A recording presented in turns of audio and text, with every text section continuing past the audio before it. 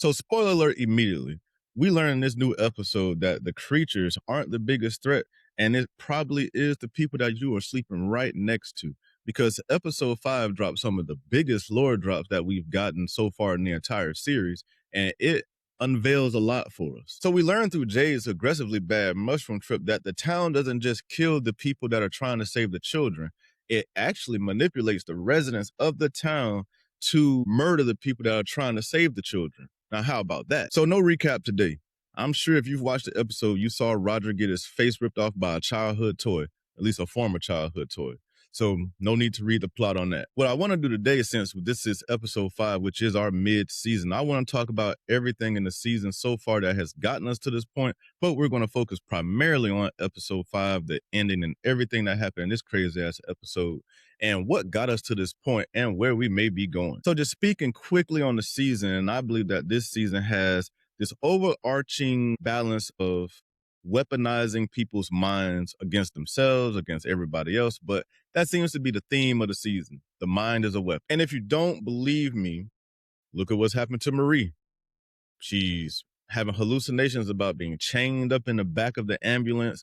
Another scene where she was chained up in the hallway in the clinic. All, in my opinion, caused by Sophia, aka the man in yellow, if you don't know who that is, but I'm sure you do by now. And not only is she trapped in these chains and hallucinating, she's hearing the screams. And we learned that, I'm sure we already knew this as well, that the screams that she's hearing isn't people that are in the room with her. These are the screams from the people that have died in this town and all the suffering that they have been through, because she makes no bones about it. And she points out that there is something old here and it is bad. It loves for us to suffer and it feeds off that shit. So while I initially went back and forth on thinking this town is some type of purgatory, it kind of acts like a purgatory in a sense, but it's not because the man in yellow is God or the devil. It's because I think he wants to keep these people and their souls trapped here, because I think it keeps him alive, and whatever entity he may be or may be coming from, it's all to feed that purpose. And that's just my opinion. Think about it. In this episode alone, we have Christy and Marie kind of bickering about her visions, what Christy thinks that she's going through and what Marie telling her it actually is. We see Randall pissed off with Julie because they just came back from their second trip in the woods and he's watching Julie have another seizure and the story walking, and it's not like he can see her story walk. All he sees is the seizure. So of course he's probably a little nervous, a little pissed off. You know, the mom already told him some shit. Not that he's physically worried about her, but it's like, you know, people have trusted me with you and you're telling me this, but all I see are you having seizures. And if you are going back, you're failing. So is this shit even working? And, you know, he said some fucked up shit like, oh, your dad would be upset with the stupid stuff that you're doing. You know, I don't think he should have took those personal digs. But with that being said, Sophia was present in the clinic when all of this was going on. And just like with Sarah at the house and hearing the voices again in her head, I believe that everywhere that Sophia goes, she has the ability, at least, to cause a lot of stress and tension and anger in those environments. And it's crazy to kind of watch it play out while she's in the clinic. Two different sets of people are having heated arguments. And then from there, we see poor Henry drinking himself to death and singing songs and arguing with Kenny and his son. And we get it, dude. Your wife was eaten by the man in yellow, and that's probably very traumatic because you thought she was missing along with your kids. But here you are all these years later, you found out that she was eaten by some guy or something or whatever he or it is. It ate your wife. And while I think this scene was not necessarily a throwaway scene, I think it was placed there strategically to let us know that the tension is rising with everyone. And, you know, while he's doing this shit in the house, he's causing a scene, people standing around him, looking at him. So tensions are rising. People are probably getting scared. Then we have Jade with his hallucinations. We see Tabitha along this episode with remembering things. And for me, it's all leading to this pressure cooker environment. I mentioned this in earlier episodes that something's going to explode at some point.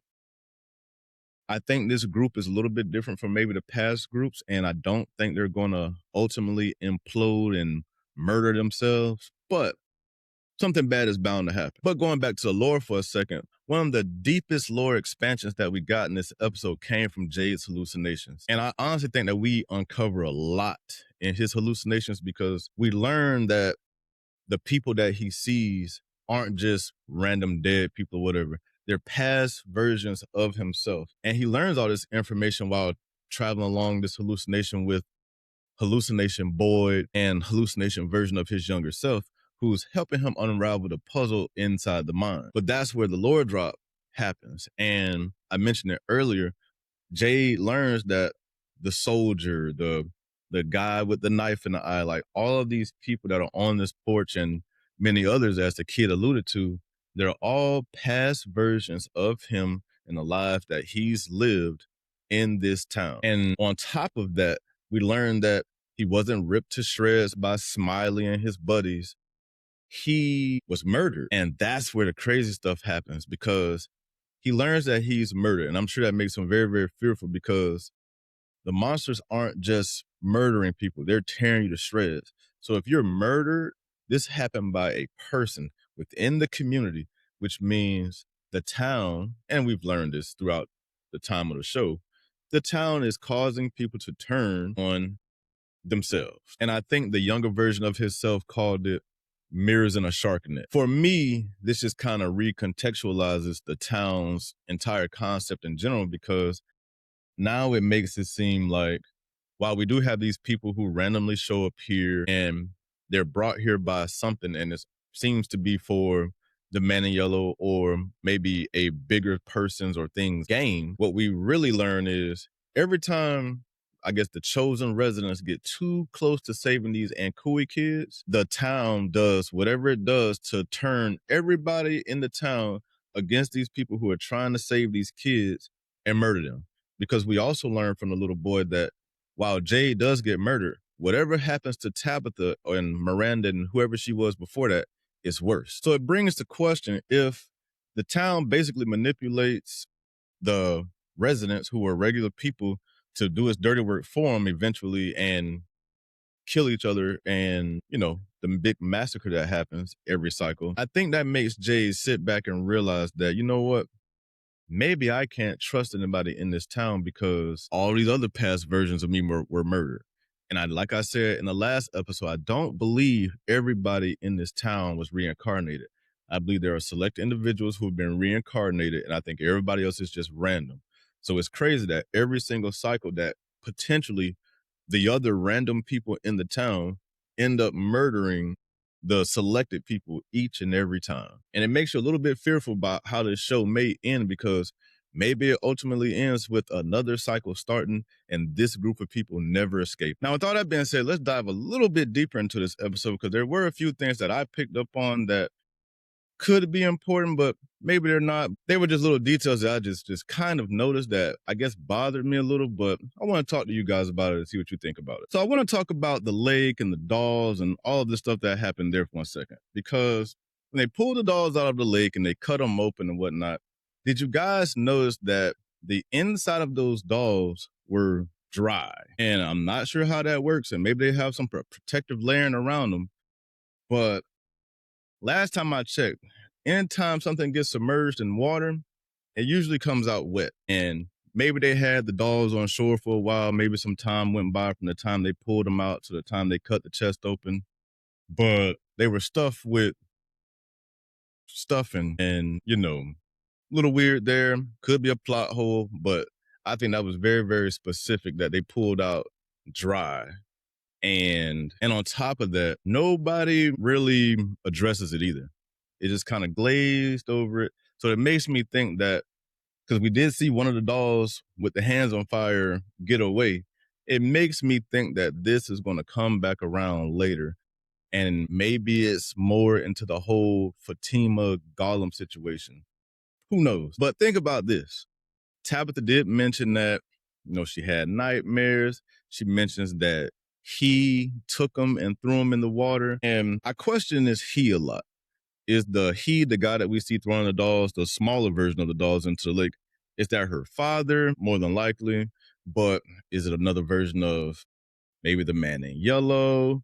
Because all she really says is he. And I think we're left to assume that is her father, but it could be somebody else because while this is a younger version of her, we haven't seen any connections or anything to like who her parents may be, or other than a small little, hey, mention of, she could call her mom when she was in the hospital. But I just think that those dolls may have been some manifestation of Tabitha's mind because, like I said, this season seems to have this theme of let's mess with people's mind. So what if the reason she eventually remembers how to kill it is because it's a clear manifestation of her brain to begin with, and maybe she's the one who's put everybody in danger? Because Roger did point out before he died that how the hell does she know all of this? And I think that question is probably going to come back up later with maybe Patty, because she did get half her face burned. I doubt Ellis and Donna question it too much, and Roger's not around to ask any more questions. So I do think that if it gets out, and I'm sure it will, that Tabitha remembered how to kill the monster dolls that are in the forest, people are probably going to ask, well, how the hell did you remember? What is your connection to this? And this could be the beginning of the town turning against her. And while we're on the subject of Tabitha, let's go ahead and talk about Jade again and his safe word of Capricorn. Because I thought that was really interesting that he, out of all the zodiac signs, he chose Capricorn. Why didn't he choose Libra? If you think about the mythology of it, and this show is full of mythology and religious stuff, and this show has a lot of mythos from different cultures and societies. But Capricorn is usually associated with music. And we've seen even the younger version of him has been playing this violin. And that seems like not an accident that maybe when he chose Capricorn, it was just the flick of a memory. At least to us, it seemed that way. But there seems to be some deeper purpose to it because it's directly tied to music, and we see Jade is directly tied to this violin. And I think it's crazy that he either chose it or his subconscious chose to make his safe word in connection with something that the violin, the music seems to kind of be torturing him. It's definitely driving him a little bit, but that's also driving him to kind of find out how to get the hell out of town too. But it's all just interesting how certain little things within this show tie into the larger picture. Speaking of the violin and strings, let's talk more about the other strings that we saw in this episode, and that were the spiders that were associated with Jade throughout the entire episode. Spiders at the post office, spiders in the cup of blood that was inside of a skeleton head. And it just makes me think that those spiders, or whatever's controlling this town, put those spiders there to probably scare Jade off this track of unlocking his mind. Because even the little younger version of himself told him, don't drink the blood. And was that to protect him? Was that to maybe fall in line with what the town actually wants? Not sure on that. But it is interesting that there are plenty of things that were set in his way along this mushroom trip that he was on that he could have just said, you know what, I'm done, not going to go any further, I'm going to leave it alone. But he keeps going. The spiders, the skeleton head with blood in it, the people playing the violin on the porch, him going down into the cave in the tunnels, having to unblock the door. There were many, many things in his way where he could have just said, maybe I don't want to unlock my brain. And maybe those things were put there on purpose to keep him from unlocking it, because like we see at the very, very end when he says, I know how to save the children. We'll see what happens with that. But he seems to know how to save the children, and maybe that means save everybody. Now, some of the things that I noticed in the episode and that were kind of just left for mystery was, the first thing I noticed was the song that Tabitha was hearing. I'm not sure if others were hearing the song. I think they were, but Tabitha was definitely hearing this song. Kind of reminds you of the song of the siren, like, when the mermaids call out. I think it's interesting that she starts to remember more about the dolls and things that have happened as the song is going on, which makes me think that maybe she could be a siren. Maybe that's a little bit too far, but like I said, she hears the song going on and she immediately realizes, oh, we're not safe here. The talisman aren't going to work. She starts to remember more very, very quickly as this song is happening. So my question to you is, where the hell did it come from? Who was making that song? Who was singing the song that was I'm pretty sure everybody could hear. Was it the man in yellow or whatever entity is over this town playing yet another game? Because it seemed like in this episode, there were some little small games played by Sophia and the man in yellow behind the scenes that just had everybody losing their mind quite a bit. Or kind of like Donna alluded to, is there something else actually in that lake? Because there was no real answer to that. And while we did learn that the dolls were thrown in the lake by, I'm going to say, Tabitha's father or another version of Tabitha's father, whatever the case may be, that doesn't mean that there's nothing in that lake, because Donna asked on 2 separate occasions in this episode, is there something in that lake that they need to be afraid of? And Tabitha cannot give her a definite answer to that question. And I think the best way to close out this episode is to talk about where we could be going in the future. And the only other thing I want to touch on is the whole Tabitha and what could be worse than being trapped in this closed loop potentially. And we know that Jade gets murdered by the people of the town, but what worse happens to Tabitha? Because it has to be crazy if it's worse than murder. Maybe she's destined to be the new leader of the town, which I doubt. Maybe she is destined to be one of the monsters, which I wouldn't doubt at all, because all the other monsters that sacrifice their kids, because while I doubt she does it, there is that potential that she could sacrifice one of her kids, or at least could be made to think that she needs to sacrifice one of her kids to live forever. So let's not rule out the fact that Tabitha could become one of the monsters at some point. And like I said, Jade says he knows how to save the children. And we saw him down in the cave with the 7 little plots around. And it makes me ask the questions, how do we save the damn children? And I think I saw this in the comments on a previous video. Are the 7 main characters going to be the ones in those holes that are in those uncovered graves that with the rocks or whatnot? Are the 7 main characters going to be the ones that fill those holes, and that's how everybody gets out of the town potentially? We've only seen a few kids, maybe 6 or 7 kids. So are the main characters in our story potentially those kids? We know Tabitha and Jade aren't, I'm pretty sure. But what about Donna, Boyd, Kenny? Are they those kids, like reincarnated versions of those kids? Maybe Tabitha and Jade have to save that core group. I don't know if that means sacrificing themselves, but you guys let me know what you think down in the comments about that theory, because there's something coming. And I've been saying this for a couple of weeks, and we're obviously building towards something. And this episode gave us a little bit more monster, and I know we got more monsters to come as the episodes go into the future.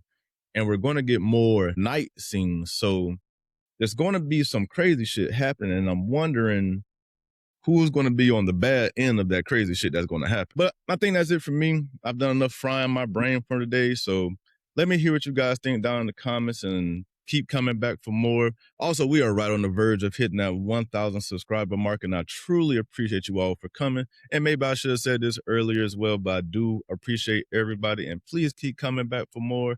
And don't forget to like and subscribe on your way out, and I will see you in the next one. And I guess we're going to be in the mix from the rest of this season, and it is going to get crazy. And with that being said, see you later, Fromville.